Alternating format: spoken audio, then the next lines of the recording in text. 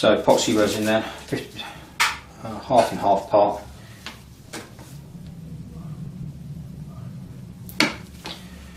Good idea to use gloves here. It goes everywhere, sticks on your hands and takes days for it to get off.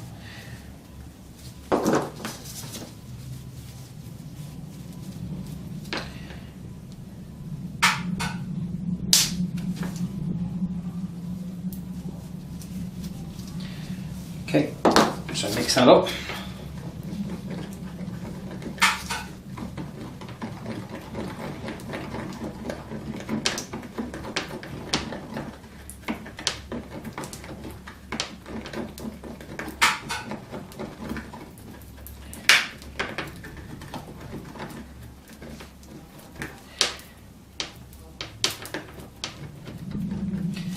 Okay, and then we'll apply it to both the surfaces.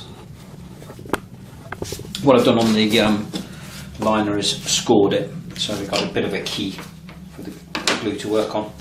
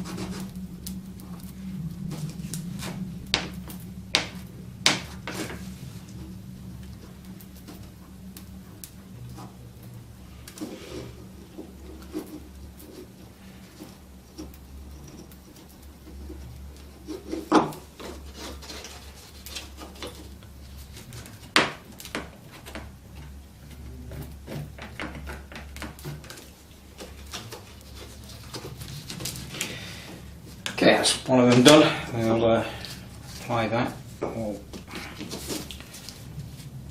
You notice I've left a lot of the liner around the edge. The reason being is basically when you start to clump this up and it starts pushing out to the sides, then it catches on the liner. It easily cuts off the liner. So I'll bring that back when that's done. The knife has just finished its tempering cycle. During that tempering cycle, what I did was attach the liners to the scales of the wood, so they've been epoxy resined together. So you start to get a feel now to what it would look like on the knife. Next stage is to confirm that the blade is sufficient strength. So we're going to put the blade now on the Rockwell testing machine to make sure that it's between 58 and 60 Rockwell. The knife now is on the Rockwell testing machine. What happens is we'll apply pressure with the this force going upwards, and it pushes it onto a diamond tip, and what happens is therefore is the diamond tip punches or pressurizes the steel to such an indentation that it will give you an indication of the strength of the steel. So we'll do that.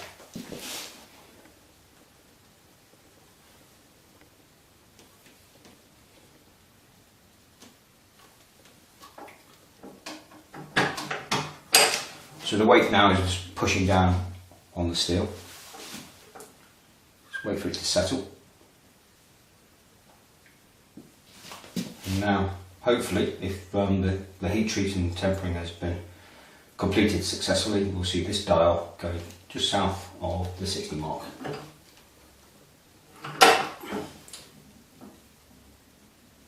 Okay, so what it's reading now is 59 0.5 Rockwell, so perfect. For me, it's right between the 58 and the 60 mark, which is what I'm trying to achieve. So I now know that that knife is fit for use in the field. So we've tested the steel. We know it's strong enough. You might remember that for the blade, I took 1mm off of either side, which basically meant there's about a millimetre left in the middle, which now needs to be closed off. So we're going to grind down the actual edge.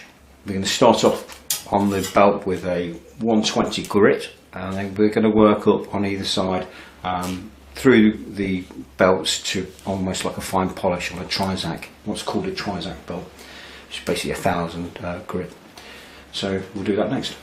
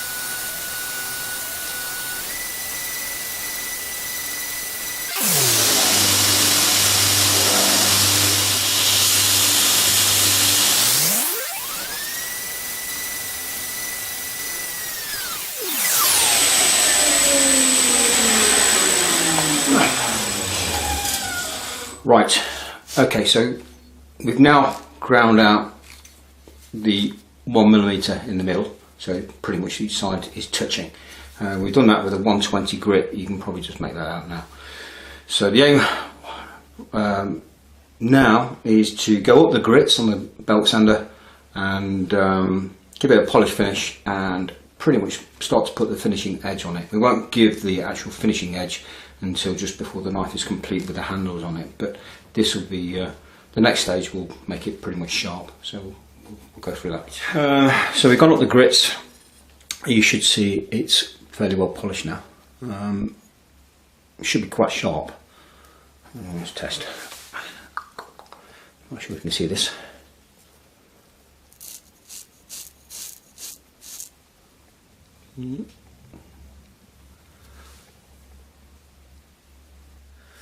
Okay, so we've done the scales, we've cut them in half, offered them up to the knife to make sure it fits okay, and then I just briefly done a rough outline of the knife, of the scales, just to cut it back a little bit.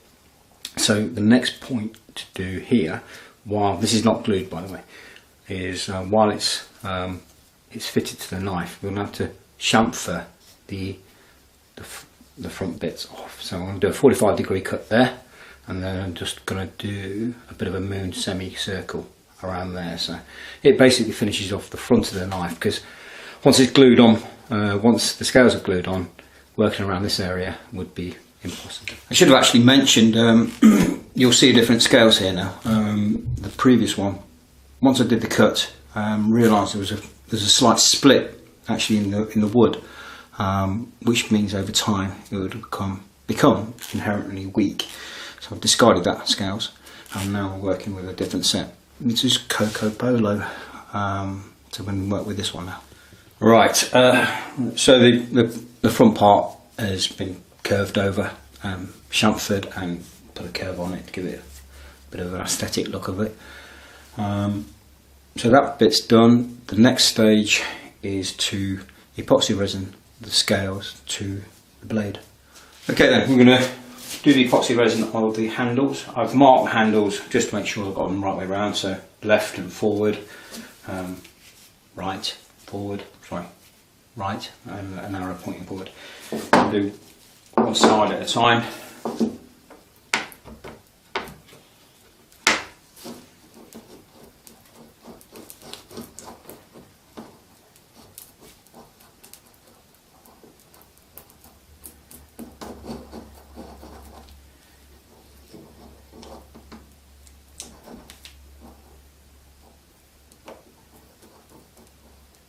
Get it all mixed in and cover all the surface.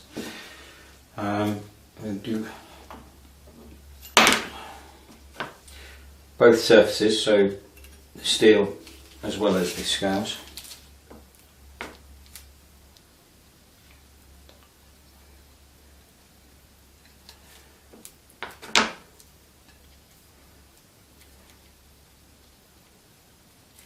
One of the points to note here is that when you do fit the scale and that little handle,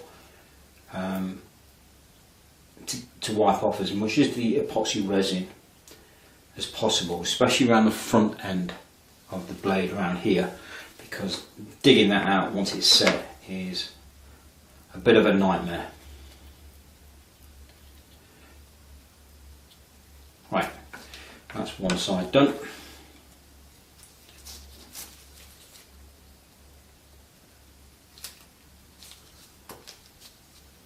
Push the pins through and do the other side.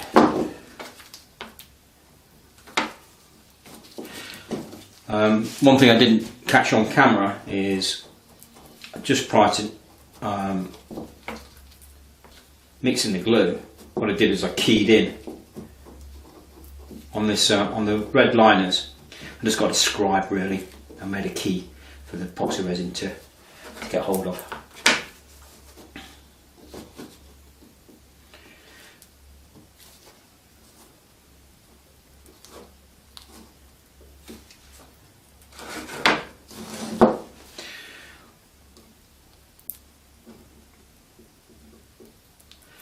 So once I've laid the glue out and put the second side on, I'll get some clamps and I'll clamp it up.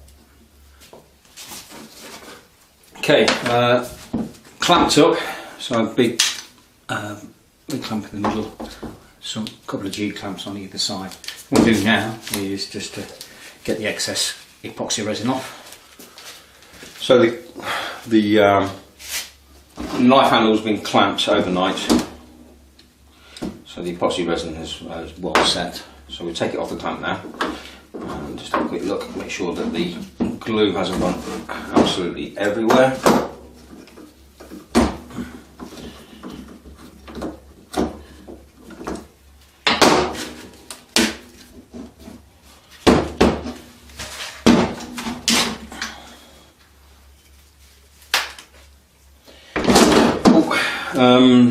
Well, there it is. Doesn't look too much like a knife now, but obviously the next stage really is to give it an hourglass shape. I'll explain about that in a minute, but basically we'll find the centre point of the handle between the two middle fingers. We'll mark that off, and then we'll chamfer, if you like, thin end towards the front, thicker towards the middle, and then inwards, which will take your little finger, and then obviously flaring out where the pommel will be at the back of the knife. You probably can't see this too well because of the lighting, and it's obviously on a dark background, but what I've done is I've profiled out, roughly speaking, the hourglass. So at the front, approximately 20mm, so 10 either side of the actual blade, flaring out in the centre to 24mm, back into the middle for around 20mm, and then flared out with the pommel. This is just a rough guide. I mean, at the end, it will be down to how it feels in the hand when we get to the fine tuning. So we mark that out so we can rip all the wood off. You can either bandsaw it off, or what I'm going to do is I'm just going to stick it on the grinder and then basically grind it off. So we'll do that next.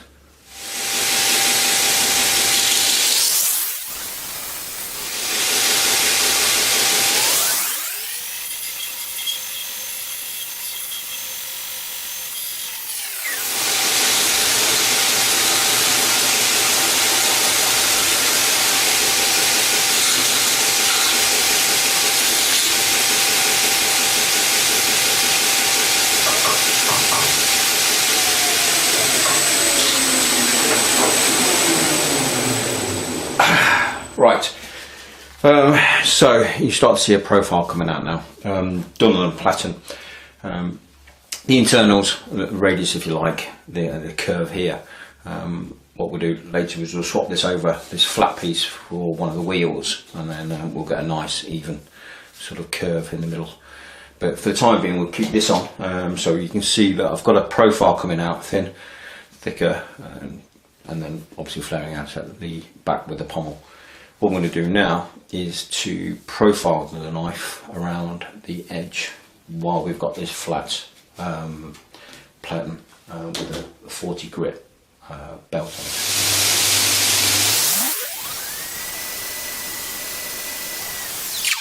There's a lot of dust around here now. Okay, so you now can see the profile of the knife coming forward. And the wood's starting to, or the grey in the wood, which is cacobolo, really starting to come out now. So the next stage is to change this over, and we'll put it on some small wheels, various diameters, so we can get inside these internal curves. So here, and a particular small one just here. Once that's done, then we'll start to round off the edges.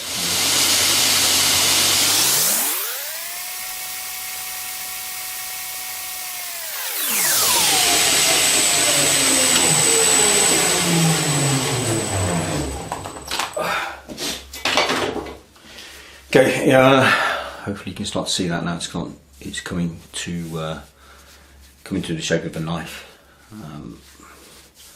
This hourglass that I was talking about earlier, flaring out at the back. As you can see, I need to get right in there. That's the epoxy resin in there, and a very small diameter at the front. So we'll swap over the wheel on the grinder, and yeah, do a bit more grinding. Bring you back later.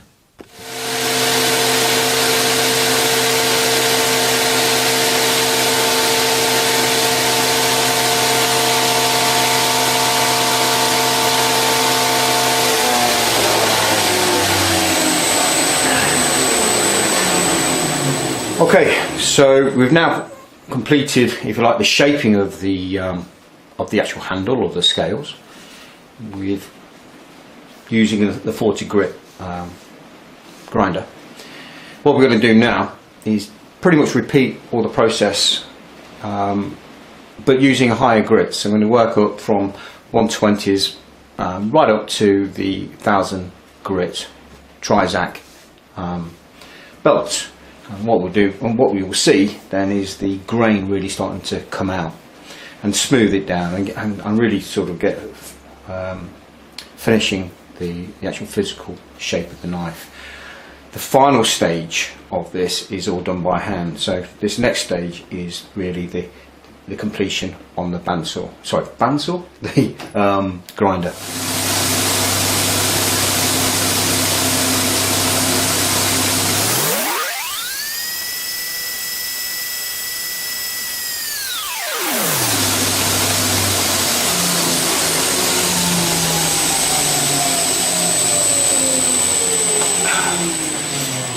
Okay, that pretty much finishes all the work done on the machine. The rest of this stuff now is going to be done by hand.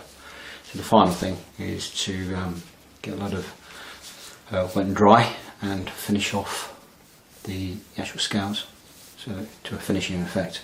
Once that's done, we'll put it on a buffing machine just to really pull out the grain.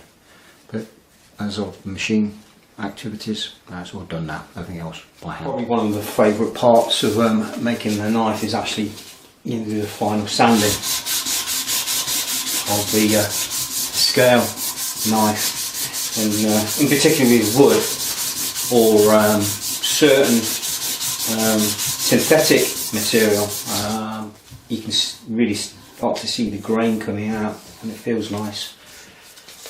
So we're just going to carry on doing this for quite a while actually, working up the grits. We're on a 400 grit at the moment, getting all the burrs and the scratches out that have been caused on the grinding machine, and yeah, just making it feel good in the hand. So I'll carry on doing this, and I'll bring you back later. Okay, it's been quite a while doing this hand sanding. Coming to the end of it now. The final piece really is to put it on a buffer machine, which sorry, just here we'll buff it up, and then really look at the blade, put the blade on a leather strop, and touch wood, that's it, completed. So just finally finish off this bit now, and then I'll bring you back.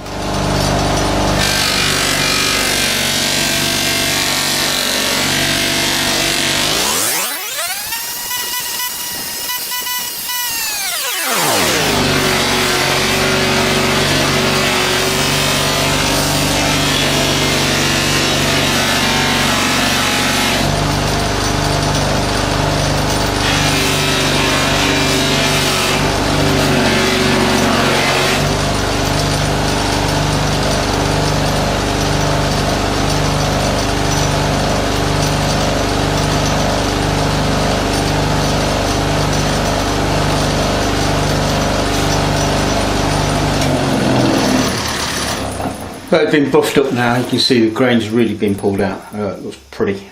This is, like I said earlier, Coco Bolo wood. I think it's from Central America. Anyway, that's it completed really. I'm just going to have a quick rub down with some 10,000 grit to get the remainder of the polish off. And then the final stage then will be to strop the blade actually on a leather strop. So, as I said, the final piece of the activity is just to give it a couple of swipes over the leather strop, take any burrs off of it.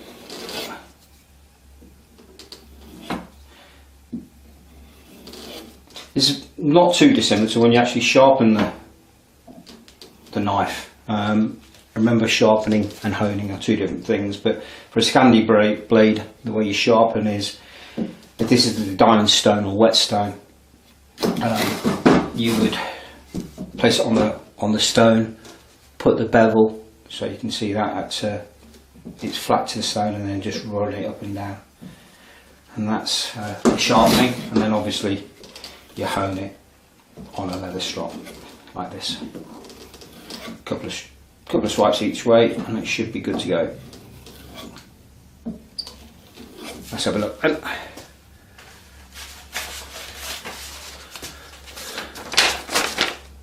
Bit of paper. Yep. That's pretty much sharp as you need to get it. Like I said before, you don't want to be making this ridiculously sharp. It's just a pointless exercise. This is now fit for use, and that's it.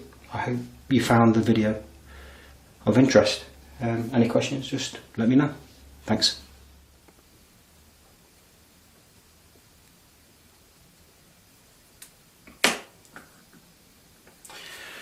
Okay, so the final piece, if you like, is to put the aesthetic touch on it. And what I've done is, so the pins that I've used are hollow, and essentially what I've done is mixed some epoxy resins and some dye to basically get a red epoxy resin, and put it into a syringe and filled the hollows of the if you like, the tubing of the pins to achieve that. Aesthetically, it looks quite pleasing, so I'm happy with that. That's it. That completes the making of this knife. Thanks.